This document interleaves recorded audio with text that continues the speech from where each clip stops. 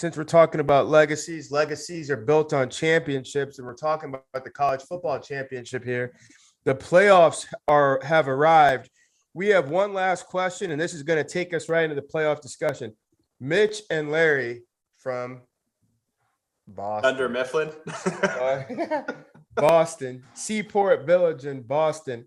Why can't we just get the 4 best teams? Isn't that best for all of us as the viewer? Now, agree or disagree with the following, and I'm just going to sweep right through you, just as you are in my line of sight. Hack Trevor Bryce. To Mitch and Larry's point, are these not the 4 best teams? Forget about the Saturday here or there that they had. We'll go into everybody's record. Georgia, Bama, Ohio State, Michigan. Is there an argument on the field, 4 quarters, that those aren't the best 4 football teams? Hack? Yeah, I think people are going to make arguments, and everyone's entitled to their own opinion. I just firmly believe watching the talent on the rosters, the games that they've played, understanding that all 4 of those teams probably played in one of the toughest, if not the toughest division in college football. And the other one is obviously the toughest conference, top to bottom, both sides in college football. To see them kind of go through that bloodbath and make it out in the manner that they did in all 4 of their cases, I think that I personally believe that those are the 4 best football teams and would love to see them rolled out and clash. Obviously biased, and I think it's a unique year where you can make that statement. I don't think that there's been enough dominance or assertion from other players this year to prove me wrong. I think if there was any year, this year would be the year to do something like that. Trevor, Georgia, Bama, Ohio State, Michigan. Just in terms of lineup and let's go, Mitch and Larry in Boston, are they right? Can we just get the 4 best teams? Are those the 4 best teams? I think those are the 4 best teams. And it's unfortunate that, it's 2-2 in terms of conferences and they got to beat up on each other. If it was the 4 best teams and that's the way the committee's looking at it, I think those are the 4 best teams and those are the 4 teams that should get in. Now we've got another week, right? So crazy things could happen. We know that. But as it stands today, those are the 4 best teams in college football. But I mean, again, we can go round and round in circles about who's going to get in and why and the scenarios. But after watching Ohio State and Michigan, especially we knew Ohio State. And we thought we kind of knew Michigan. They were kind of sitting second fiddle to Ohio State. But Michigan showed us today that they can line up in the trenches and go against anybody. That's a great point. Bryce Petty, you have been, and to your credit, it's almost like week 0, like in our preview show. Yeah, it was his sleeper. A sleeper. That was your dark horse. That was your dark horse pick. It's Bryce Bearcat Petty. Is there a case, and we're going to go into all these resumes, and like Hack said, what if everybody's all bleeding, 2 losses all over the place? Is there a case where Cincinnati is better than one of these 4 teams right now? Just line up and play. Georgia, Bama, Ohio State, Michigan. Yeah, I know that this is a setup question, and I wish I could actually answer it with a full heart, but I can't. No, I really don't. And I tell you what, off of Trevor's point, I mean, it's not unfortunate. These are the 4 best teams. And if you go back to preseason, when I said it's a we thing on Cincinnati, Oklahoma was number 2 in that world. And it was supposed to be, Alabama and OU. And so, if OU plays better, I think that they're in the conversation. They haven't played as good. And so I really, dude, I would love to see Ohio State, Georgia play each other, Michigan and Alabama play each other, and the winner of those two. I mean, I would pay a lot of money to see that. I'd give up. I don't have much Bitcoin, but I'd give up all of it to see it because I do think that'd be a hell of a 14 playoff. There'd be a Supreme Court case for the mayor of Cincinnati would be at the college football steps with a Supreme Court case going up against the college football playoff. Fellas, let's just look at this here for a second. End of next week. So we do this show next week, and we're sitting here. Ohio State still has 2 losses, and they're out of the Big Ten championship. So their 2 losses remain. Say if Michigan catches a gnarly Iowa team and loses, Michigan now has 2 losses. Georgia beats Bama. The White Walkers, number 1 team in the country, beats the Roman Army. So losing to the number 1 team, what if it's close? Bama now has 2 losses. Hack brought it up earlier. Houston beats Cincinnati. Cincinnati hasn't lost in 2 years. What if they get beat by a field goal and you have a 1-loss Notre Dame team and you have 1 spot? You have 1 spot now. Really, in all this chaos, what happens? The 2 best teams in the Big Ten with 2 losses, forget about whatever Iowa says. Georgia Bama now has 2 losses, legacy. Cincy Cinderella has 1 loss, and Notre Dame's 1 loss. Who makes the best case?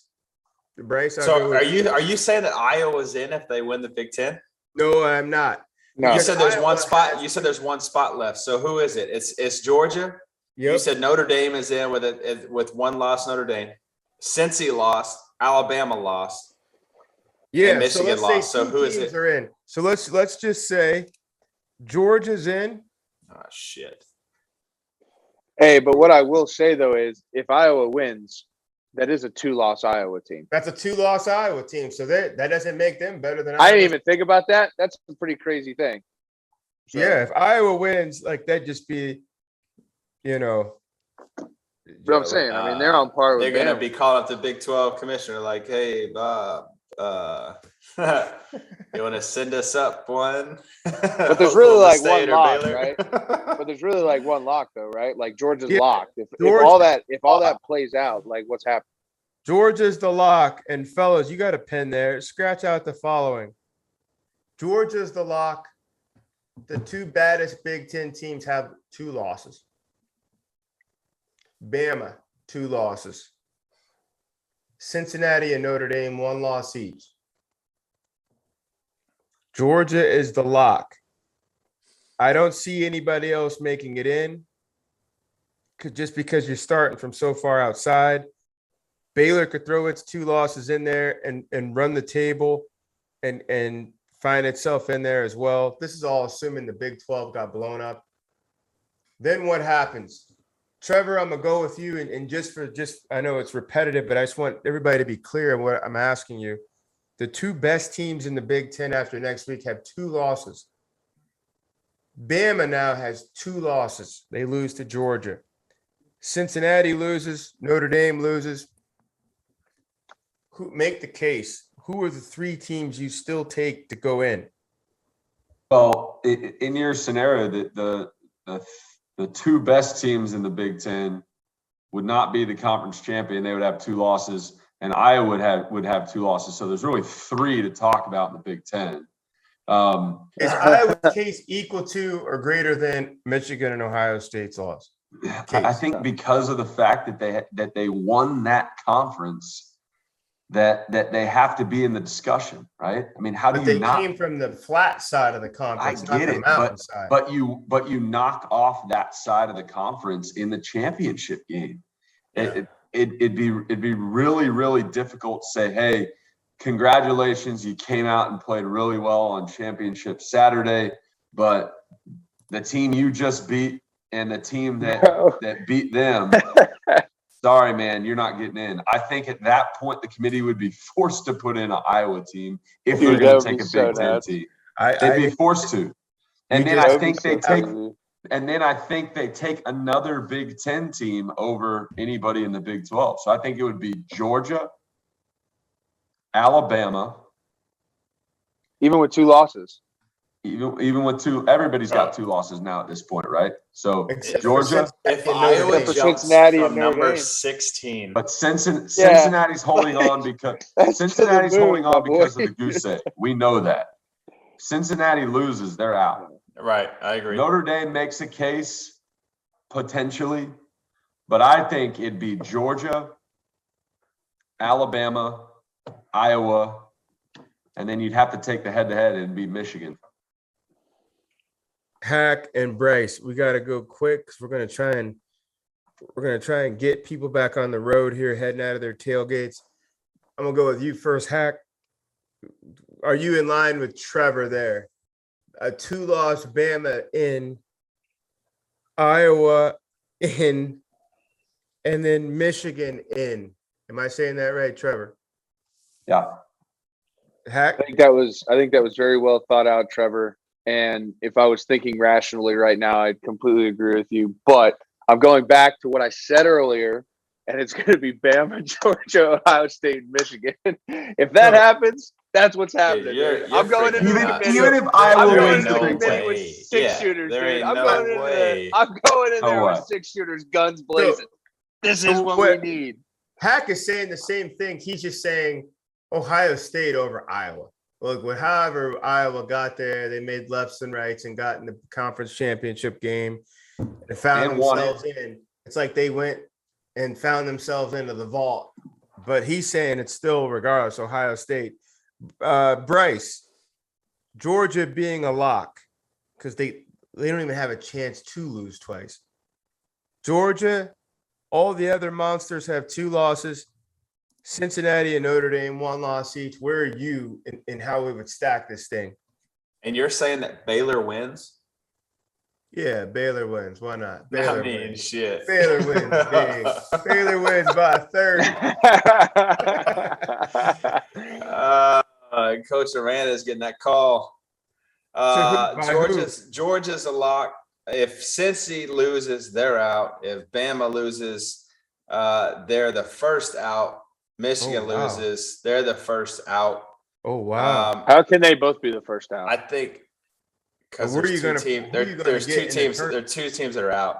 So I just say the first. Okay, whatever. First and second out. Whatever. So Georgia's a lock. Notre Dame jumps. And then I think you to go. This is, and I got love for my Bears, but the fact that they lost to TCU it sucks. Because I think it's a totally different conversation at that point. But I think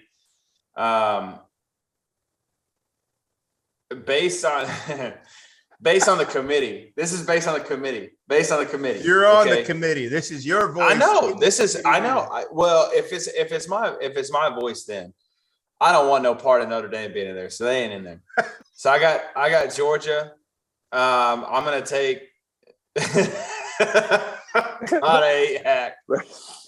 Because that's who I want to see in there. That's who I want to see in there. Go, Bryce. I would literally say Georgia, Michigan, Bama, and Ohio State. Just because I don't know. That's stupid. It makes me so mad, but it's stupid.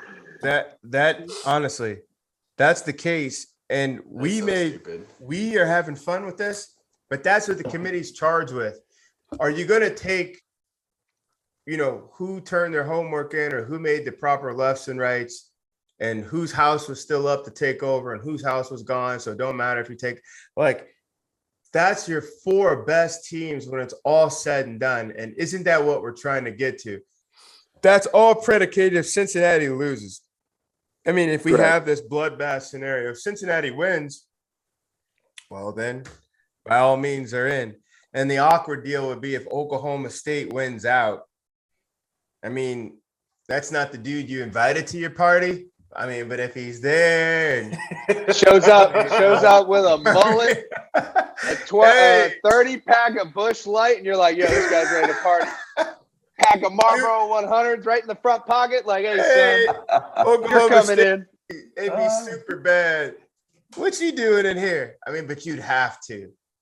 You'd have to. You'd just be like, go ahead and get him a drink. He's in here. Like, why not?